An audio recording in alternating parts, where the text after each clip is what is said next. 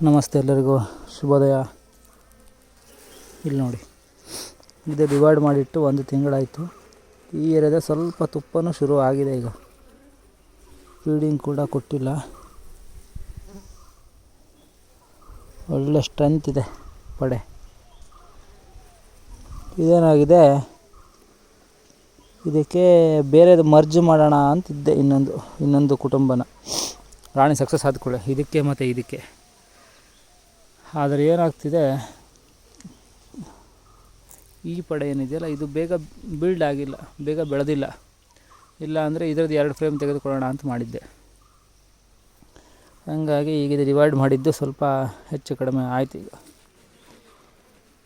ಆ ರಾಣಿ ಸ್ಲೋ ಇದೆಯಾ ಅಂತ ನೋಡಿ. ಇದು ಒಳ್ಳೆ ಸ್ಟ್ರೆಂತ್ ಇದೆ. ಈಗಲೇ ಇಷ್ಟಿದೆ ಅಂದರೆ ಇನ್ನು ಹೊರಗಡೆ ಕೆಲಸಕ್ಕೆ ಹೋದವಲ್ಲ ಬಂದರೆ ಇನ್ನೂ ಒಂದು ಫುಲ್ ಫ್ರೇಮಷ್ಟು ಹುಳ ಇರುತ್ತೆ ನೋಡಿ. ಸೀಲ್ಡ್ ಬ್ರೂಡು ಇದೆ. ಇನ್ನೊಂದು ವಾರಕ್ಕೆಲ್ಲ ಇದು ಫುಲ್ ಆಗಿಬಿಡುತ್ತೆ. ಅಂದರೆ ಫುಲ್ಲು ಅಂದರೆ ಈ ಫ್ರೇಮು ಫುಲ್ಲು ಹುಳ ಇರುತ್ತೆ. ಫೀಡಿಂಗು ಕೊಟ್ಟಿಲ್ಲ, ಆದರೂ ಕೂಡ ಇಷ್ಟು ಸ್ಟ್ರೆಂತ್ ಇದೆ ನೋಡಿ. ಹೊಸ ರಾಣಿ ಕೆಲಸ, ರಾಣಿ ಚೆನ್ನಾಗಿದೆ.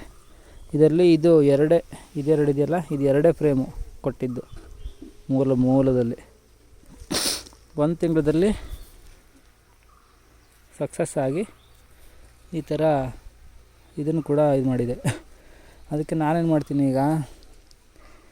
ಇದೀಗ ತುಪ್ಪಕ್ಕೆ ಬರಬೇಕು. ಇಲ್ಲ ಕೆಲವೊಂದು ಟೈಮ್ ಏನು ಮಾಡ್ತೀನಿ ಅಂದರೆ, ನಾನು ಈ ಥರ 1 ಫ್ರೇಮ್ ಡಿವೈಡ್ ಮಾಡಿ ಮರ್ಜ್ ಮಾಡೋಕ್ಕಾಗಿಲ್ಲ ಅಂದಾಗ ಈ ಥರ 4 ಫ್ರೇಮಿಗೆ ಹಾಕಿದಾಗ ಅದಕ್ಕೆ ಸೂಪರ್ ಏರಿಸ್ತೀನಿ. ಒಂದು 10 ಸೂಪರ್ ಮಾಡಿಡ್ತೀನಿ 4 ಫ್ರೇಮಿಗೂ. 1 kg 1 ಟೈಮಿಗೆ 1 kg ಬರುತ್ತೆ. 1.5-2 kg ಬಂದರೂ ಓಕೆ, ಸುಮ್ಮನೆ ಖಾಲಿ ಬಿಡೋದು ಯಾಕೆ ಅಂತ. ಈಗ ಇದು 3 ಫ್ರೇಮ್ ಇದೆ. ಇದಕ್ಕೆ ಸೂಪರ್ ಹಾಕಿದ್ರೂ ಕೂಡ ಡಿವೈಡಿ ಬರೋ ಸಾಧ್ಯತೆ ಜಾಸ್ತಿ. ಅದಕ್ಕೆ ಇದು ನನಗೆ ಮೊದಲಿನ ಸತಿ ತುಪ್ಪ ಬರದೇ ಇದ್ದರೂ ಓಕೆ, 2ನೇ ಸತಿ ನನಗೆ ಮಾರ್ಚಲ್ಲಿ ಬಂದರೆ ಸಾಕು. ಅದಕ್ಕೆ ನಾನೇನು ಮಾಡ್ತೀನಿ, ಈಗ ಇದಕ್ಕೆ 2 ಬ್ರೂಡ್ ಕೊಡ್ತೀನಿ.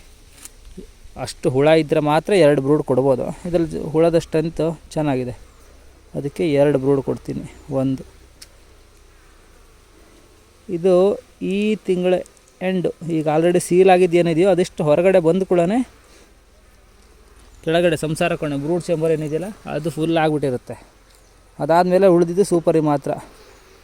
ಇನ್ನು ಈಗ ಮೊಟ್ಟೆ ಇಟ್ಟರೂ ಕೂಡ, ಈಗ ಓಪನ್ ಆಗಿರೋದೆಲ್ಲ ಮೊಟ್ಟೆ ಇಟ್ಟರೂ ಕೂಡ ಮಾರ್ಚ್ 10ಕ್ಕೆಲ್ಲ ಇದು ಸೂಪರಿಗೆ ಬಂದಿರುತ್ತೆ.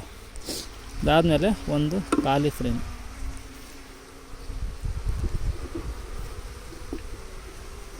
ಆಲ್ರೆಡಿ 3 ಫ್ರೇಮ್ ಫುಲ್ ಹುಳ ಇದೆ. ಅದಾದಮೇಲೆ 2 ಫ್ರೇಮ್ ನಾನು ಕೊಟ್ಟೆ. 2 ಫ್ರೇಮಿಗೆ ಸಾಕಾಗೋಷ್ಟು ಹುಳನೂ ಇದರಲ್ಲಿದೆ. ನೀವು 3 ಫ್ರೇಮ್ ಇದೆ ಹೇಳಿದ್ದಕ್ಕೆಲ್ಲ ನೀವು 2 ಬ್ರೂಡ್ ಕೊಡೋಕ್ಕಾಗಲ್ಲ, ಆಯಿತಾ. ಸ್ಟ್ರೆಂತ್ ಇದ್ದರೆ ಮಾತ್ರ ಕೊಡ್ಬೋದು. ಸ್ಟ್ರೆಂತ್ ಅಷ್ಟಿದೆ ಇದರಲ್ಲಿ. ಹೊರಗಡೆ ಹೋಗಿರೋ ಹುಳಗಳು ಬಂದರೆ ಒಳ್ಳೆ ಸ್ಟ್ರೆಂತ್ ಆಗುತ್ತೆ. ಆಮೇಲೆ ಇದು ಖಾಲಿ ಫ್ರೇಮ್. ಈ ಖಾಲಿ ಫ್ರೇಮ್ನ ಈ ಕಡೆ ಒತ್ತಿ ಇದಷ್ಟು ಈ ಕಡೆ ಕೊಟ್ಟಿರಬೇಕು.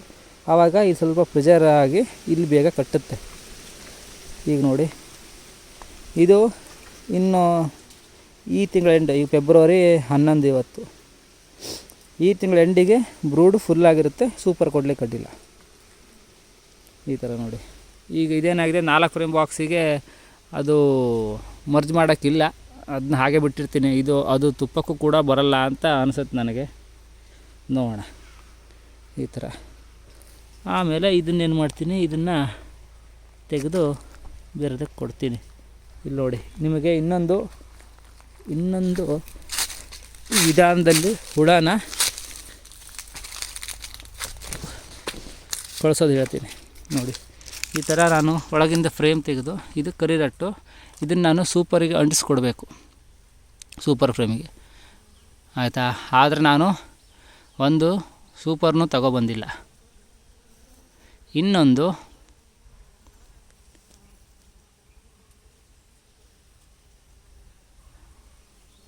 ಇದು ಕರಿರಟ್ಟಾಗಿದೆ. ಇದನ್ನ ಕಟ್ ಮಾಡಿಕೊಡೋಕೆ ಹುಳ ಇಳಿಸ್ಬೇಕು. ಈ ಥರ ಫ್ರೇಮ್ ತೆಗೆದು ಈ ಥರ ಎಂಟ್ರೆನ್ಸಲ್ಲಿ ಈ ಥರ ಮಾಡಿ, ಈ ಥರ ಅಷ್ಟು ಗ್ಯಾಪ್ ಇದ್ದರೆ ಓಕೆ. ಈ ಥರ ಮಾಡಿ ಇಟ್ಟಿದ್ದೆ. ಒಂದು 15 ನಿಮಿಷ ಆಯಿತು. ಈ ಥರ ಇಟ್ಟು 2 ಸತಿ ಈ ಕಡೆಯಿಂದ ಉಬ್ಸಿದ್ದೀನಿ. ಒಂದು ಥರ ಈ ಕಡೆಯಿಂದ ಗಾಳಿ ಹಾಕಿದ್ದೀನಿ, ಒಂದು ಈ ಕಡೆಯಿಂದ ಗಾಳಿ. ರಾಣಿ ಒಳಗಡೆ ಇರೋದ್ರಿಂದ ಇದರಿಂದ ಸುಮಾರು ಹುಳಗಳು ಹೋದವು. ಎಲ್ಲ ಸತಿನೂ ಹೋಗಲ್ಲ, ಇದು ಈ ಫ್ರೇಮಲ್ಲಿ ಬ್ರೂಡ್ ಇದ್ದರೆ ಪೂರ್ತಿ ಹುಳ ಹೋಗಲ್ಲ. ಆದರೂ ನೀವು ಈ ಥರ ಮಾಡ್ಕೋಬೋದು. ಈ ನೋಡಿ, ಈ ಥರ ಸೈಡಿಗೆಲ್ಲ ಈ ಥರ ಕಟ್ಟಿರಬೇಕು, ಅದು ಟಚ್ ಆಗಿರಬೇಕು, ಆವಾಗ ಗಟ್ಟಿ ಇರುತ್ತೆ. ಹೊಸ ಫ್ರೇಮ್ ಈ ಥರ ಮಾಡಿದ್ರೆ ಬಿದ್ದೋಗುತ್ತೆ, ಸ್ವಲ್ಪ ಕ್ರಾಸ್ ಇದ್ದರೂ ಕೂಡ. ಗಟ್ಟಿ ಇರೋ ಹಳೆ ಫ್ರೇಮ್ ಆಗಿದ್ದರೆ ಈ ಥರ ಇಟ್ಕೊಂಡು ನೀವು ಗಾಳಿ ಹಾಕಿದರೆ ಒಳಗಡೆ ಹೋಗುತ್ತೆ. ಈಗ ಇದರಲ್ಲೇ ಇನ್ನೊಂದು ತೋರಿಸ್ತೀನಿ. ಇದರಲ್ಲಿ ನಾನು ಸೂಪರ್ ತಂದಿಲ್ಲ, ಅದಕ್ಕೆ ಆದರೂ ಕೂಡ ಇದನ್ನು ಕೊಡಬೇಕು ನಾನು. ಹೇಗೆ ಅಂತ ತೋರಿಸ್ತೀನಿ. ಈ ಥರ ಮುಚ್ಚಳದಲ್ಲಿ ಇಟ್ಕೊಂಡು ಅರ್ಧ ಇಂಚಷ್ಟು ಕಟ್ ಮಾಡ್ತೀನಿ. ಕ್ಷಮಿಸಿ, ಅಡ್ಡವಾಗಿ ಮೊಬೈಲ್ ಹಿಡ್ಕೊಂಡು ಮಾಡೋದು ಕಷ್ಟ, ಅದಕ್ಕೆ ಈ ಥರ ಉದ್ದವಾಗಿ ಹಿಡ್ಕೊಂಡು ಮಾಡ್ತಾಯಿದ್ದೀನಿ. ಇದನ್ನು ನಾವು ಈ ಥರ ಫ್ರೇಮಿಗೆ ಹಾಕ್ಕೊಡ್ತೀವಲ್ಲ, ಅದಕ್ಕಿಂತನೂ ಬೇಗ ಈ ಥರ ಮಧ್ಯದಲ್ಲಿ ಇಡಬೇಕು ನೀವು.